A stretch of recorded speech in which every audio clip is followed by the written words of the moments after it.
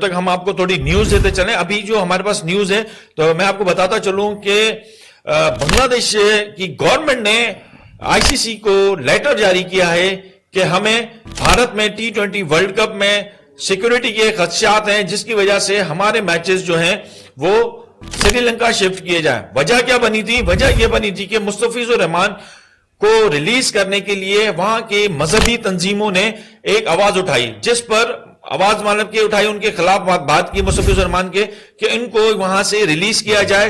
Kolkata night Riders के जो honours हैं शाहरुख खान, उनके ऊपर प्रेशर डाला गया कि उनको रिलीज कर दिया जाए।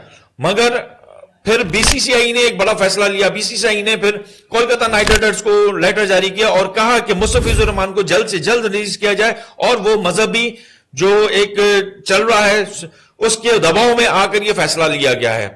इस तरह से मुस्तफिजुर रहमान को रिलीज कर दिया गया और फिर बांग्लादेश क्रिकेट बोर्ड ने अपने सिक्योरिटी के खदशात का इजहार किया है कि जब हमारा एक प्लेयर भी वहां पे सेव नहीं है तो हम किस तरह से अपनी पूरी टीम को वहां भेजेंगे। तो इन्होंने इंश्योरेंस मांगी, बाकायदा उन्होंने ये कहा है कि हमें जो है सिक्योरिटी दी जाए और सिक्योरिटी के खदशात हैं और हमें श्रीलंका में ये वर्ल्ड कप शिफ्ट किया जाए, वेन्यू हमारे श्रीलंका शिफ्ट किया जाए। अब देखें आईसीसी इस पे क्या करता है, क्या डिसीजन लेता है और जल्द से जल्द मैं चाहता हूं कि आईसीसी इस पर फैसला ले। और इसकी वजह क्या बनती है? इसकी वजह यही बनती है कि गौतम गंभीर जिस तरह से वो एक बीजेपी के एमपी है, लोकल लोकसभा के, उनकी कोच भी हैं वो इंडियन क्रिकेट टीम के, उनकी वजह से जो है मुसलमान खिलाड़ियों पर भी जो है पाबंदी लगती हुई नजर आ रही है इंडियन टीम्स के अंदर। जो अभी हम रिसेंटली देख रहे हैं, मोहम्मद सिराज को 2020 वर्ल्ड कप से बाहर कर दिया गया, मोहम्मद शामी को जो है काफी टाइम से बाहर रखा गया, जबकि वो विजय हजारे ट्रॉफी, मुश्ताक अली ट्रॉफी और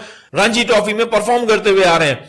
फिर देखने को मिलता है कि मोहम्मद सिराज को 2025 के बेहतरीन एक नजर आए थे बॉलर की सूरत में, उनको भी बाहर कर दिया गया 20 वर्ल्ड कप वनडे की टीम में उनको डाला गया। मगर मोहम्मद शामी के साथ जो है मुसलसल जो है ये दिखाया जा रहा है कि तासुब मुसलमानों के हवाले से। और मैं आपको बताता भी ये चलूं कि सरफराज अहमद जो अपना काफी टाइम से टीम से बाहर है, उनको लास्ट मैच जो खिलाया गया था उसमें उन्होंने परफॉर्म किया था, मगर फिर भी उसके बाद उन्हें वहां से हटा दिया गया और इंडियन टीम से हटा दिया गया और उनको वापस रखा नहीं गया।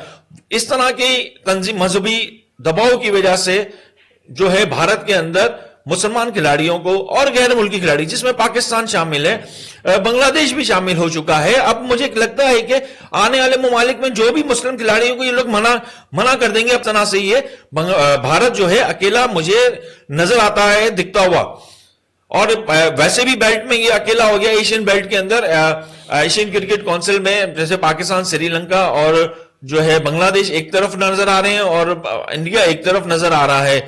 इसी तरह से हम देखें तो इंटरनेशनल अपना इंडियन प्रीमियर लीग जो है वो पाकिस्तान में तो पाबंदी इस पे लगी चुकी है कि वहां पे नहीं देखा जा रहा। अब वही देखा जा रहा है कि बांग्लादेश में भी उस पर पाबंदी लग चुकी है और ऐसा लगता है कि आने वाले दिनों में आईपीएल जो है कहीं भी नहीं देखा जाएगा इंडिया के अलावा।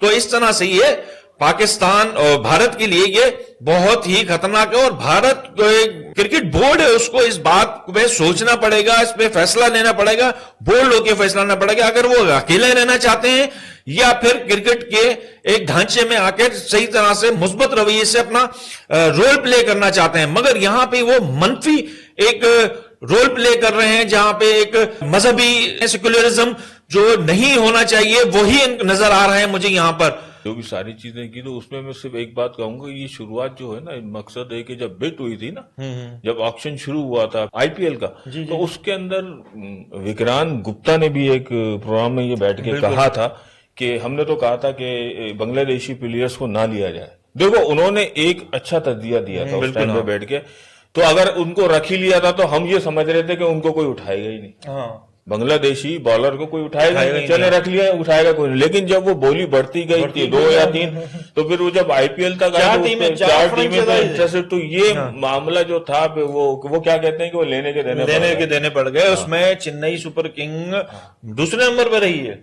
इसी तरह से हाँ बिल्कुल ऐसे ही है वजाद भाई जब आपको लेना ही नहीं तो आप बॉल ही क्यों लगाई आपने। विक्रांत गुप्ता मैं समझता हूँ कि जहां तक मैं उनको सुनता हूँ वो एक पॉजिटिव बात करते हैं, वो बिल्कुल इस तरह एक्सट्रीम पे नहीं जाते जैसे दूसरे इनके जर्नलिस्ट होते हैं।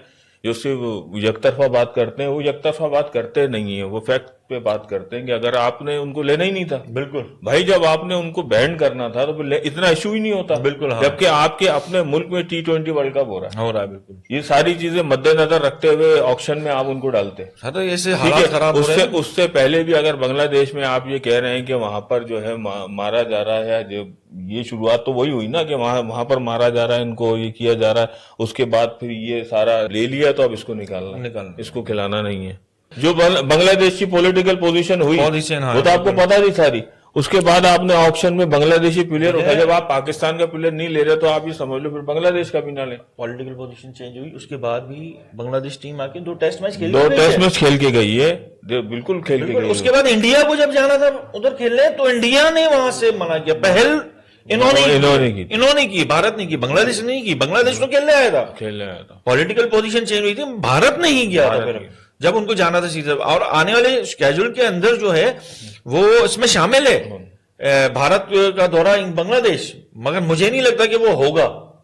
मुझे नहीं दिखता कि वो चीज होती हुई नजर आ रही मुझे। इसका मतलब है कि आमिर, मैं ये समझता हूँ कि BCCI का कोई रोल है नहीं बोर्ड का, इंडियन बोर्ड का। बिल्कुल पॉलिटिकल ज्यादा है, और बिल्कुल इंटरनेशनल क्रिकेट काउंसिल के एक लॉ में लिखा हुआ है कि भाई थर्ड पार्टी इसमें इन्वॉल्व ही नहीं हो सकती, और इन्होंने बाज़ाब्ता तौर पर किया हुआ है, बिल्कुल इन्वॉल्व किया हुआ है इन्होंने। और मुझे तो चाहिए, लगता है कि भाई ICC को मिलकर इन पे पाबंदी लगनी चाहिए। अच्छा, मजे की बात है कि ये जो कुछ भी कर रहे हैं 2024 से इन्होंने शुरू किया ये करना, एशिया कप से, तो ये तमाशा खुद ही बन रहे हैं, बिल्कुल खुद ही बन रहे हैं। स्पोर्ट्स के हलकों में खुद ही तमाशा बन गए ये लोग, और लोग इनका मजाक उड़ा रहे हैं। अब ये समझ रहे हैं कि हम बहुत अच्छा काम कर रहे हैं, लेकिन इनका मजाक उड़ रहा है। इंटरनेशनल लेवल पे क्रिकेट जितने भी क्रिकेट बोर्ड्स हैं, सारे जितने भी हैं, वो उनका मजाक उड़ा रहे हैं, बिल्कुल।